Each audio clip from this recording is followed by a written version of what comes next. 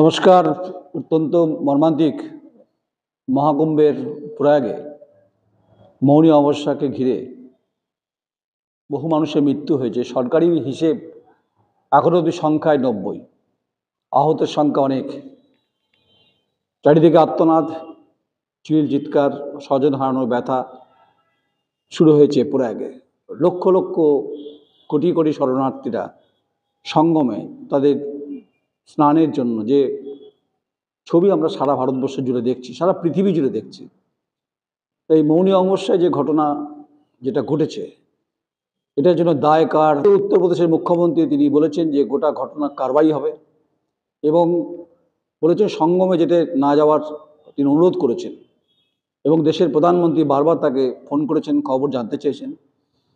কিন্তু যেটা অভিযোগ উঠছে, পশ্চিমবঙ্গ থেকে যেমন শালবনীতে একজন মারা গেছেন, কলকাতায় একজন মারা গেছেন, যাদেরকে ওই মৌনী অমাবস্যা অর্থাৎ প্রয়াগে যাদের মৃত্যু হয়েছে, পদপিষ্ট হয়ে মৃত্যু হয়েছে, তারা প্রয়াগের যে সরকারি হাসপাতাল সেখান থেকে ডেথ সার্টিফিকেট পাচ্ছে না। এই অভিযোগ ইতিমধ্যে শুরু হয়েছে। এ রাজ্যের মুখ্যমন্ত্রী মমতা বন্দ্যোপাধ্যায় তিনি বলেছেন যে গঙ্গাসাগরে লক্ষ লক্ষ মানুষের শরণার্থী নয়, এরা কেউ শরণার্থী নয়, এরা সব পুণ্যার্থী।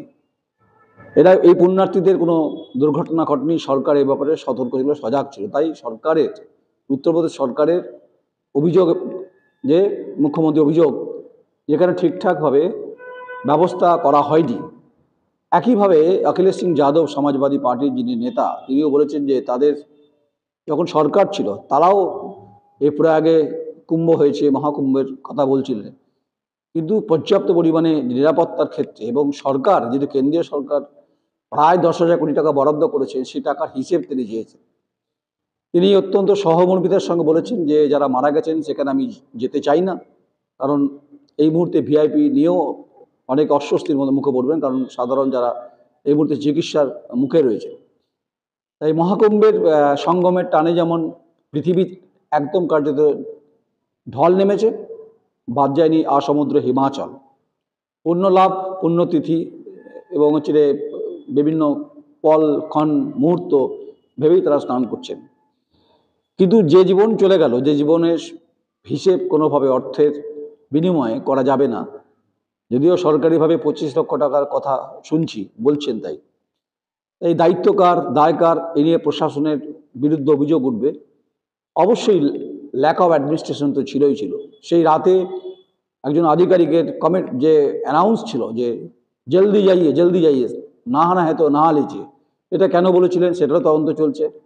এবং স্পেশাল অফিসার যারা একসময় কুম্ভে দায়িত্বে ছিলেন তাদেরকেও এই গোটা বিষয়টা মবকে তাদেরকে দেখার জন্য উত্তরপ্রদেশ সরকার পাঠিয়েছেন। এখনও শেষ হয়নি। এরপর 11ই ফেব্রুয়ারি, তারপর লাস্ট স্নান যেটা বলে সেটা হচ্ছে 26শে ফেব্রুয়ারি। এখন অবধি উত্তরপ্রদেশের মুখ্যমন্ত্রী মাননীয় যোগী সাহেব যেটা বলছিলেন যে মৌনী অমাবস্যা প্রায় 5 কোটির ওপর মানুষ এসেছেন, পুণ্যার্থী এসেছেন, অনুরোধ করেছেন, কিন্তু এর সংখ্যাটা বাড়বে। যদিও ইতিমধ্যে এই দর্দনাক ঘটনার পরিপ্রেক্ষিতে বহু বাস যা ইতিমধ্যে বাতিল হয়েছে, অনেকে যেতে চাইছেন না, ভয় পেয়েছেন অনেকে। কিন্তু মানুষের মধ্যে একটা তো পুণ্যার্থী হিসাবে একটা পুণ্য লাভ করার একটা বিষয় থাকে, সঙ্গমে স্নান করার বিষয় থাকে, কিন্তু এই ঘটনায় নাড়িয়ে দিয়েছে মানব জীবনকে। তাই নিরাপত্তার ওপর থেকে, আকাশপথ থেকে দ্রোণ দিয়েও নিরাপত্তার নজরদারিতে কোথায় খামতি ছিল। যারা শুয়েছিলেন এই প্রয়াগের ওখানে, যারা পদপিষ্ট হয়েছেন, এই মৃত্যুর দায় কার? এর হিসেব কি শুধু 25 লক্ষ টাকা? তাই সামনেই দিল্লির বিধানসভা নির্বাচন, অরবিন্দ কেজরিওয়াল কার্যত আক্রমণ করছেন কেন্দ্রের সরকারকে। তাই উদ্বিগ্ন, উৎকণ্ঠায় প্রধানমন্ত্রী নরেন্দ্র মোদী, উদ্বিগ্ন হচ্ছে উত্তরপ্রদেশের মুখ্যমন্ত্রী, আর সোজা ব্যাট করছেন নিরাপত্তার দোহাই দিয়ে, আক্রমণ করছেন অখিলেশ সিং যাদব থেকে শুরু করে এ রাজ্যের মুখ্যমন্ত্রী মমতা বন্দ্যোপাধ্যায়। তাই যারা প্রয়াগে যাবেন তারা নিশ্চয়ই নিরাপত্তার বিষয়টা মানবেন। বহু ট্রেন, 40 জোড়া ট্রেনের কথা বলছি, 40 জোড়া ট্রেন কি পর্যাপ্ত? তাই প্রয়াগ থেকে প্রায় 12-14 কিলোমিটার দূরে সেখানে বাস এবং ট্রান্সপোর্টেশন দাঁড়িয়ে যাচ্ছে, সেখান থেকে মানুষকে হাঁটতে হচ্ছে।